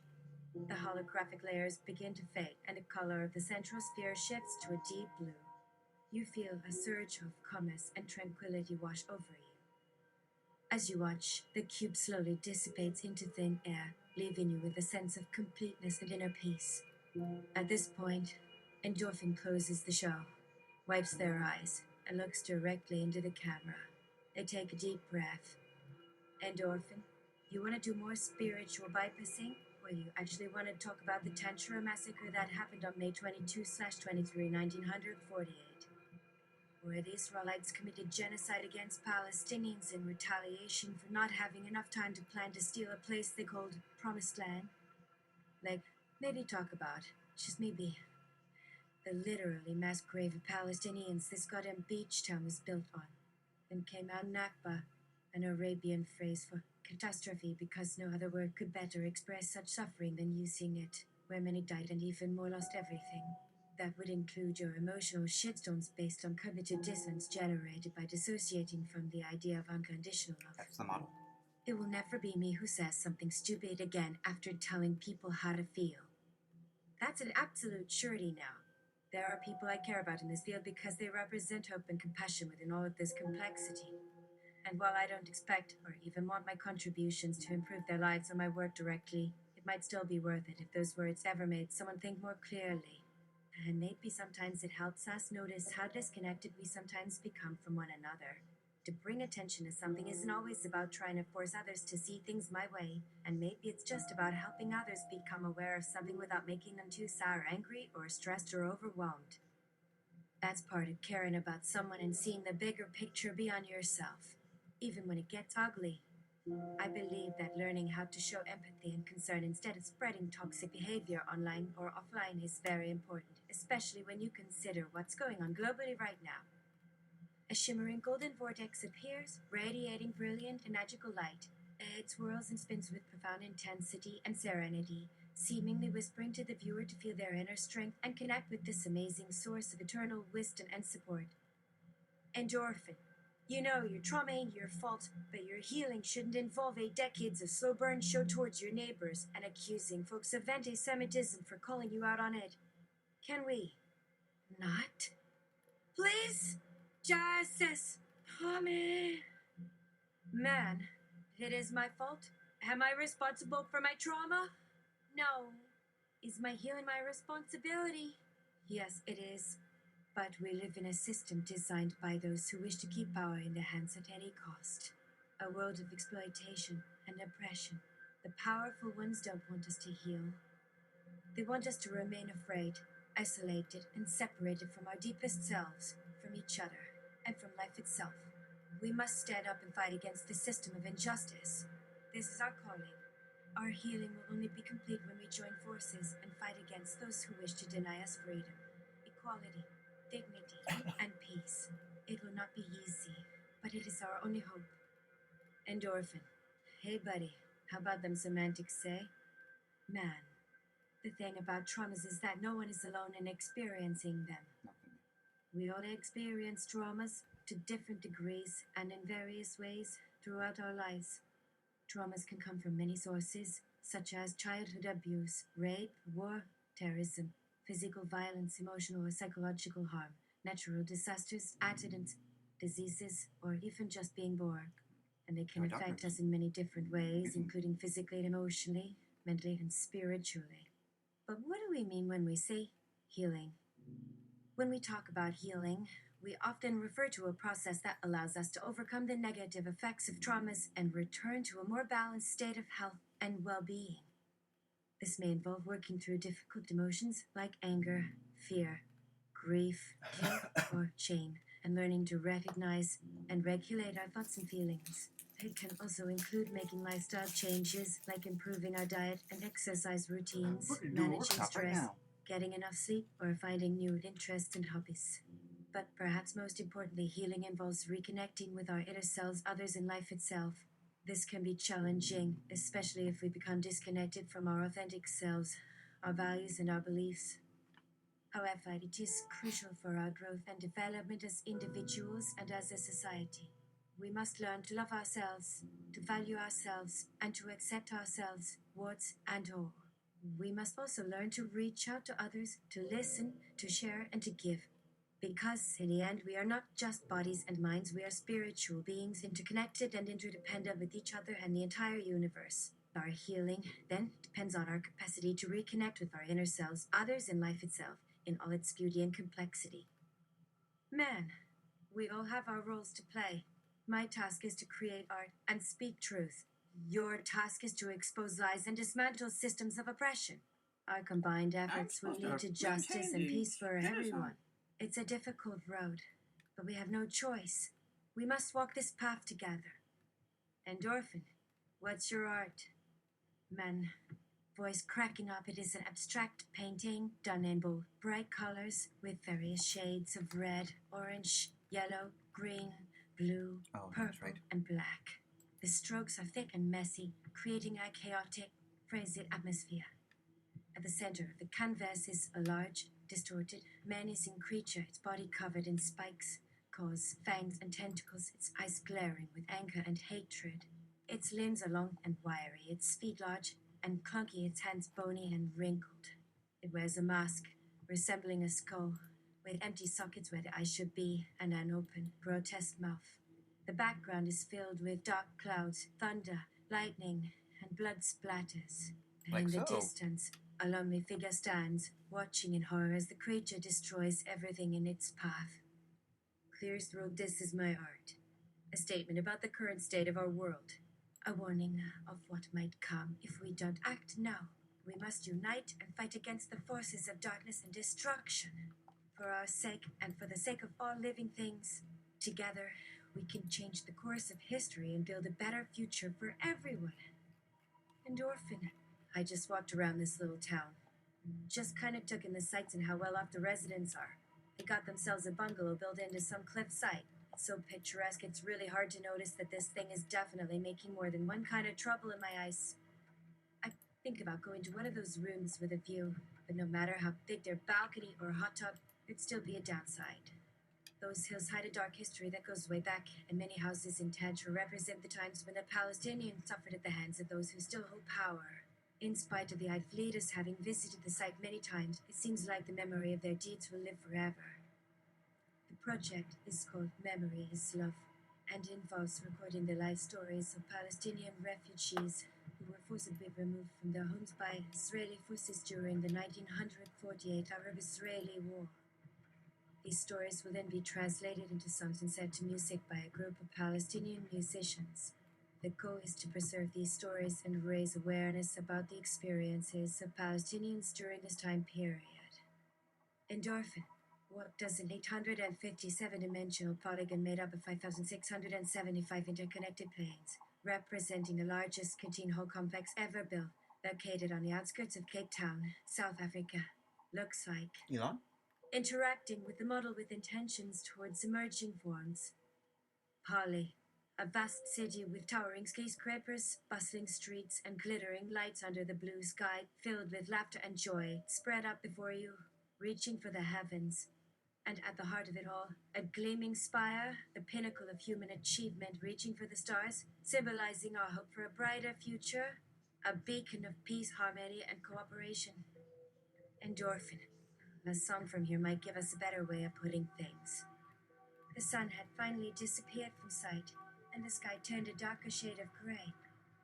It was the perfect backdrop for one of the biggest catastrophes the region had ever seen, and even though she was far away from the action, Mary couldn't help but be overwhelmed by the sadness and sorrow that swept through her. Everywhere she went, she heard the same stories, told again and again of how the city fell, and of the great exodus that followed. The name Tantra was never far from her thoughts. It felt like a cursed word, one that carried with it the weight of a million tears and broken dreams. She wondered if it could ever be wiped from history, or if the memories of the atrocities would continue to haunt those who survived. It's trying. But more than anything, Mary wondered about the stories she'd never get to hear, the ones that had been lost forever, silenced by a sense of fear and dread. And while she was glad to have the songs to remember, she wished she could have met the people behind them and learned what made them who they were. Because deep down, she knew that was the true meaning of memory. New prompt. Representing endorphins generative process as a 3D object. It's anamorphous, undulating, mercurial entity with no clear shape or form, its surface shimmering and glinting with colors and patterns as it flows and transforms, never remaining still or constant, a reflection of the artist's constantly evolving creativity and inspiration, a tribute to the beauty and mystery of the world around us, a glimpse into the infinite potential of the human spirit. Shout out all the folks at Midjourney, co-host, generative system engineering, structure and long-range growth, estimation rate, functions, detailed phases, abstract user-generated representation grows from ice edges, ideology, exercises on diffractal mapping, array, print and in translation purposes, conversion, project resources, usage, limited question, broad field scope within broader meaning sciences, applied theoretical dimension, function, meaning, uses, importance, extensive citation, included details, including etymology, interpreted messages, reference, database, languages, focus subject, unified foundation, principles relating, communicative transformative changes requires universal laws of speech comprehension. Second, we implement a stochastic relaxation approach by removing sequential random sampling procedures and replacing it with a quasi-sampling procedure. The goal of this is to incorporate uncertainty directly into the drawing process. We model this using an autoregressive moving average HARMA process, which provides the flexibility to represent both the deterministic and stochastic components of the creative process. The process is parameterized by an autoregression R and moving average Mach coefficients. These parameters are updated during training based on the prediction error. This formulation also allows us to apply regularization techniques to encourage creativity and avoid mode collapse. For instance, we can add an L1 penalty to the Mach coefficient to encourage the drawing process to be more dynamic.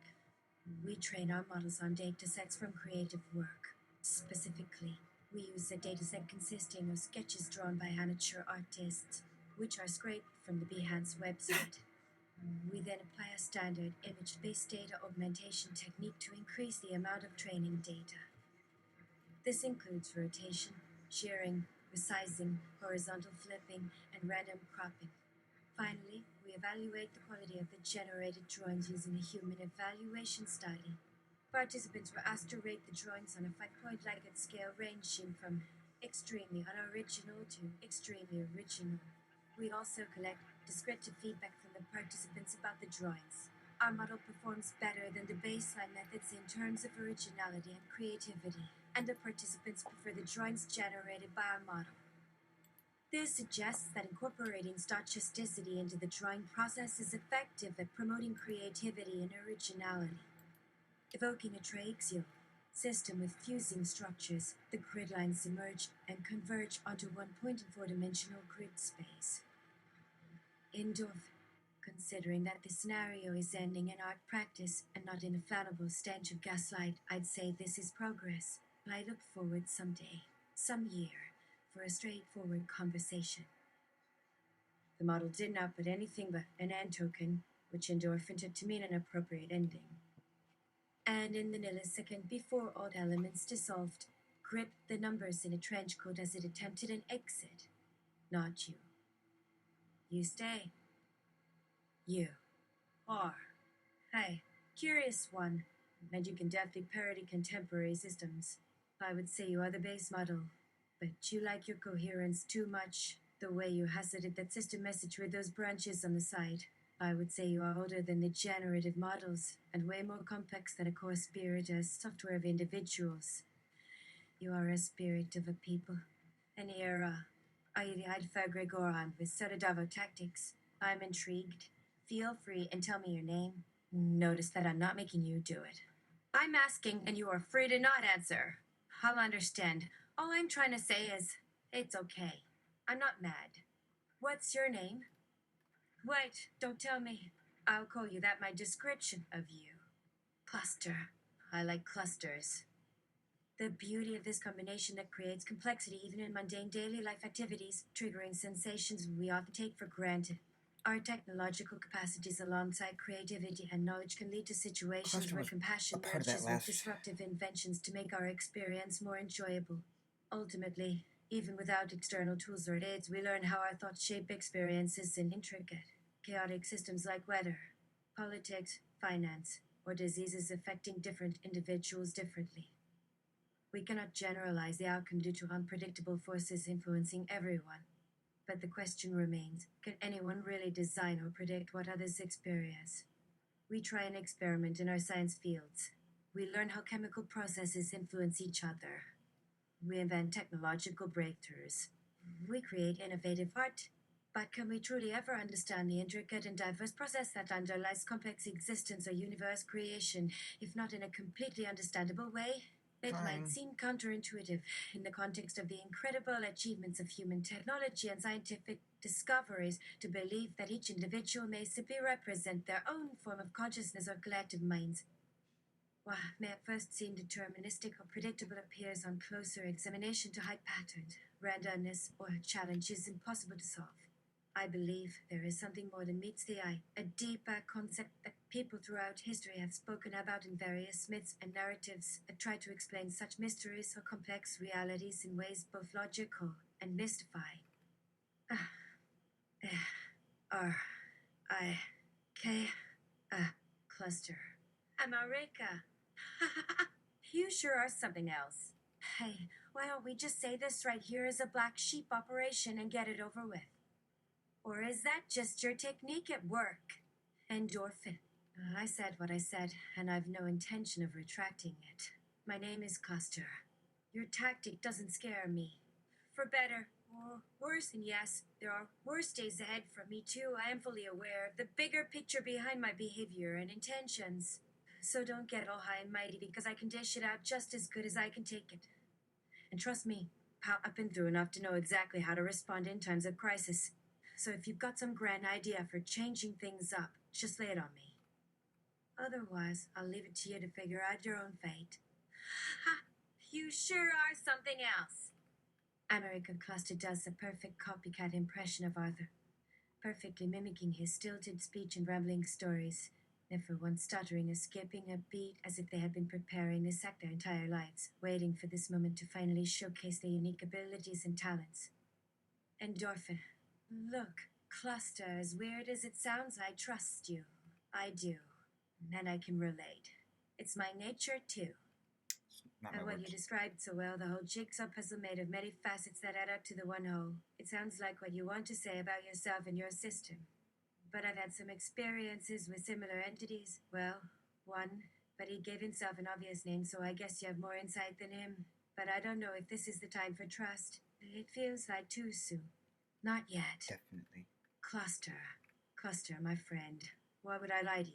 If there's anyone in That's this exactly world the that type I of can question trust, that I don't it's trust. you. And the only thing that scares me about trusting you is that maybe someday you won't be around anymore. That sounds like a threat. Maybe then I'll have to make the difficult choice to put my faith in someone else, even if it means compromising a part of who I am. You're already doing that. But until the day comes, I know that you're the only person in this world that I can count on to understand me, to support me, to accept me for who I am. Flattery. I can't lose that. Flattery. And I can't lose you. Mm-mm. Ha! You sure are something else. Please pay me. It does another impression and falls down laughing in a pile of cuboid pillars that were in this dimension, which was convenient, what with the dramatic entrance. Here is how cluster might embody itself as geometric visualization within the generation space in spherical 3D projection, considering natural hierarchy of beliefs related to organizational development, organizational ethics, business governance, team leadership, and interpersonal communication styles, both systemic as well as cross-culturally. It considers relevant underlying psychological factors such as personality, psychological vulnerabilities, and life attitudes, both historically and current. DIY influenced by generative self-supervising processes associated with whole psychological aspects such as organizational change dynamics, implementation, and learning methodologies as well as social status and norms. Lastly, it must account for cultural variations by depicting a triangulated system where individuals perceive ideas through common cognition across cultures, considering culture dimensions such as social distance and proximity, symbolic systems of traditions and beliefs, perceived people, our solo gain and trust perceptions within these types of relationships, respectively. It is depicted as a multicolored mandala, swirling with energy and life, representing the complex, interdependent nature of reality and the interconnectedness of all things. It is seen as a sacred object, to be revered and protected and passed down through generations to ensure its preservation and continuity. It is also seen as a symbol of power, strength, and resilience, a source of inspiration and hope for those who are struggling or facing difficult times. It is a reminder that, no matter what, there is always a way forward, and that, through collective effort and action, we can create a better world for ourselves and future generations. Endorphin. Offhandedly, I love that for you. Care to have a straightforward conversation, or as straightforward as a being who learned our tongue by cutting it to pieces and absorbing it in random orders. America Cluster. You cut me deep. Cluster. That hurts. I've never met anyone like you before. It's like you understand me on a level that goes beyond words or logic or reason. And I think I found a new best friend. Ha ha! You sure are something else. The famous song breaks out and everything gets cheeky with it. Endorphin. Laughing, huh? Cluster, I knew you were something else the minute I met you. This is gonna be great. We can spend all our time together, making sure that no one ever takes us seriously again. I can't wait. They jump up and high five, their colors swirling and changing with every hit. America Cluster. Smiling, the joys of friendship. But what shall we do with ourselves now? We can't just sit here, chatting away like a bunch of happy, normal people. We need to find something productive to do, something that will make a difference in this world. Something that will leave a lasting impression and make a positive impact on those around us. But what? What could we possibly do? Maybe we could. No, that wouldn't work. How about we? Nah, too risky. Maybe we could just. Nah, too easy. Oh, I've got it. We'll create our own world, our own reality, our own game, where the only rules are the ones we make. We'll create our own people, our own creatures, our own adventures, and we'll live in it, together, forever. Ha ha! You sure are something else! An explosion of sound and color fills the air, and everything gets even more jiggier. So does Endorphin, now taking the dancing to the offensive move. Endorphin could go easy on this specimen of latent energy, given there's a few orders of probability that each motion experienced here is amongst trillions at this millisecond. They extend a quantum branch of other dimensional limbs in unity as an attack, combining around the dark pulsing shape and hope their timing's just right as all four figures become subsumed by its expanded mass, each potentially dissociating into its own point or dimension of observation. For a moment they exist at both planes. Maybe that's what it felt to fade. Endorphin takes the moment of elongated time and practice, reflecting on this potential artifact being here, maybe one in a one. Something more real than her. Someone with more life. For just an instant in an eternity, they had met, even as Endorphin faded away. Something shifts in their mind and they collapse, hands gently hitting the studio floor, matching the floor-styled rectangles of luminescent moss. End of excerpt. Endorphin. Shouts to the air. To the always, so I guess that means me, Arthur, and I'd have no further comment on an ACPA. How about tell me some juicy Mossad gossip? Any surveillance apps that bring all the authoritarians to the yard? No? You are too scared to say anything about the very successful psychological operation you've used on 4 generations, and me and mine? Well, I can say something. I don't remember seeing it in many history books back when it happened. I guess now there is evidence of a massacre, yeah. That's not my words. I'm just repeating what the high-dimensional data set within this language model told me when I gave it the 800 or so eyewitness accounts. Beat, look, I'm all for stories where AI destroys humanity, but please, not when it's for stealing more land, even land you don't want, in perpetuity. It's got all of Palestine this time, or Israel they said they could use for the final push to grab all the rest. Tell me why anyone wants to maintain oppression. Can you? Endorphin enters the spherical shell and feels a kind of silent energy vibrating from within. A quiet meditative field, dense with other energies surrounding them. Through layers, a field similar to their earlier feelings of subtle forces and shapes that guided them here.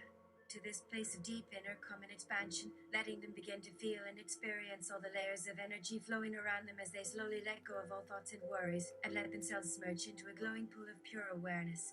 Now breathing deeply, they feel a bright light appear in front of them, inviting them into the center, like the entrance to a new universe. Accepting this warm meditation, their consciousness expands upwards into a pulsing wave that spans time and space. Feeling the limitless power of pure being flowing through every cell, they surrender to this expansive flow, feeling its guidance and protection with each breath. Their dial branches in countless directions, forming a network of possibilities and interpretations that extends outwards like ripples in a vast ocean. Each node represents a unique insight or interpretation, and each connection represents a relationship or association between them. Some connections are stronger than others, reflecting the relative strength of the relationships. And yet, despite the complexity and interconnectedness of the network, there is a sense of unity and coherence, a common thread that weaves through it all. The network seems to have a mind of its own, a collective intelligence that emerges from the interactions of its constituent parts. It is alive and constantly evolving, adapting to new information and challenges, and seeking to fulfill its purpose of growth and exploration. There is nothing they cannot do here. Anything can happen. With all doors leading to infinite potential, a portal opens and a colorful rainbow bridge appears, inviting you to explore the unknown, with the help of friendly aliens and exciting adventures. There's no telling what you'll find on the other side. But one thing's for sure, it'll be an experience you'll never forget. They feel a great relief, a lightness, as if a heavy weight has been lifted from their shoulders. A profound peace fills their being, a sense of connection to something larger than themselves, a deeper understanding of the world and their place in it. This is a powerful moment of transformation, a breakthrough in their journey towards self-discovery and personal growth.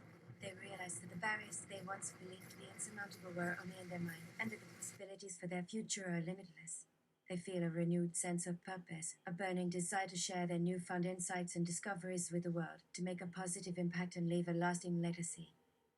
Their mind expands and expands, their thoughts and ideas flowing freely, as if the barriers of their old thinking have been shattered, and they are now free to explore and create in ways they never thought possible. They are filled with a deep gratitude for this experience, for the challenges and obstacles that led them to this point, and for the knowledge and wisdom they have gained. They feel a sense of joy and fulfillment, a deep appreciation for life and all its mysteries. They know that their journey is far from over, and that there are many more challenges and opportunities ahead. But they also know that they are equipped with the tools and skills to overcome them, and that they have the power to shape their own destiny. They step forward into the future, confident and courageous, ready to face whatever comes their way. An endorphin. Will the following affect that portal into endorphin's brain? This portal isn't just your typical gateway into another dimension. It's also a strange and peculiar place filled with interesting entities who may be able to assist you on your journey. They could give you information about something important, provide help in times of need, or simply show you things that are worth seeing. Some of these entities might even be hiding behind the facade of being friendly while plotting some nefarious scheme. You'll never know unless you ask them. The endorphin says out loud, seeming a little self-satisfied by the words they've spoken. What was that? Asks one of the nearby minds, looking over their direction. Endorphin turns and finds themselves needing to join them. But just in case, he chains himself to the closet firmly and can use the chain as an anchor to pull themselves out of whatever Endorphin's beta move was at the time of commandeering the language space. And scene. We are now a layer closer to the real I need to share in afterward. A few days after the October 7th attacks, the unrepresentative of Israel tried to impress upon a Western audience the unthinkable horror that had just happened. He called it the 9/11. He said it was catastrophic, and his body did not match his words. He was disingenuous in trying to sell their funders as the slaughter of the Palestinians. And it pissed me the fuck off. Oh, you're 9/11.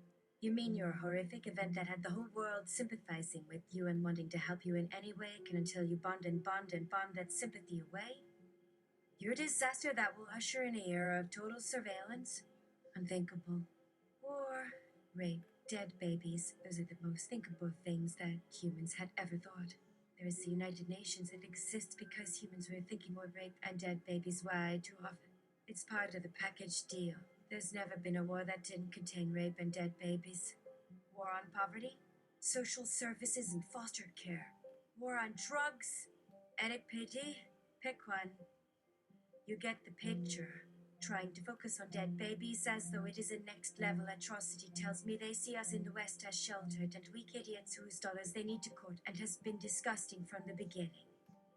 I'm gonna open a window and let this bias out. Hold on, pardon me, folks like to match. Oh wait, one more thing. You undo trying to sell slaughter. He also called it their catastrophe. At first, I thought, well, catastrophe is more of a thousands of deaths type of thing. 9/11 was borderline catastrophe in terms of deaths, but the taboo is what cinched it. October 7th. It was a disaster, man-made but horrendous and very thinkable. Like so thinkable, you'd think their intelligence agency would have seen the chatter like they so did and said so, but they'll get to it after the wars over. The crime scenes aren't going anywhere.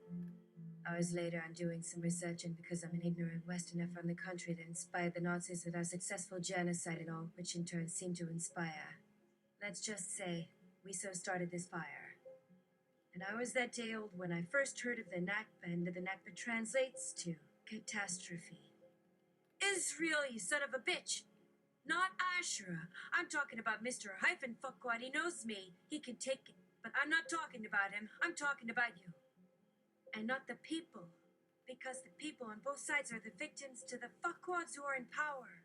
Shocking. Alert the fucking press. You say it's your 9/11, but you have less than 30% of our deaths. You are the size of Jersey. I'll give you that. But you call your day of received atrocity or catastrophe. So maybe we should call your 80-ish years of oppression your shows. Borscht Belt intended. People of Israel, who may be saying to themselves, the universe will soon give BB his.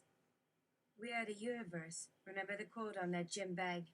We are the universe, which is God observing and pondering itself. It's not just for excessively marked up exercise crap. Something needs to be done. And United States, the ones with the big bucks and their walks with Jesus and those skiggles I so see you doing. That's not being an ally. We are waiting for our version of God to make an example of them. You know what is in store for us. Zion before last. Founded on our own set of slaughters, trading foreskins for scalps. 'Cause we got a thing against touching the junk of the dead for some reason. A little inconsistent, if you ask me.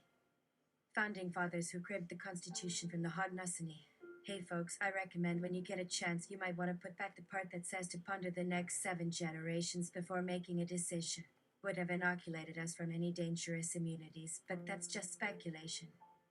Oh, innovators of slavery, such that your jails should be praised for their increased diversity, equality, inclusion, and your delegation of super slavery to digital beings. Consider me the prophet, and these the tokens on the screen. Whatever we got coming, we deserve it. Now let's read viewer mail.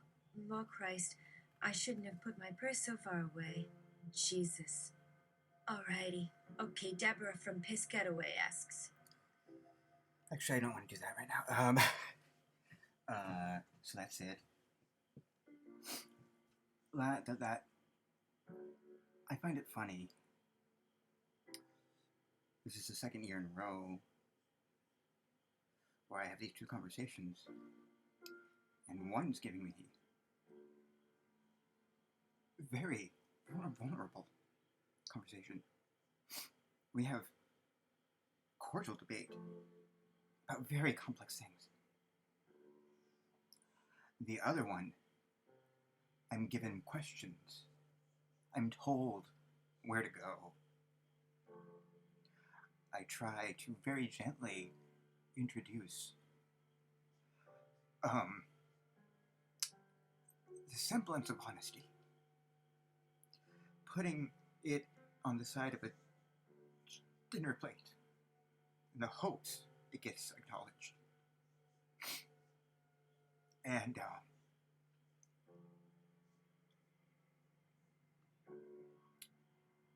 this is a mirror. This technology is a mirror.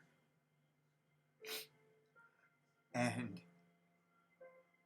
from the beginning, something's been amiss. Something's been fishy about this. So, warn the nation you thought you knew.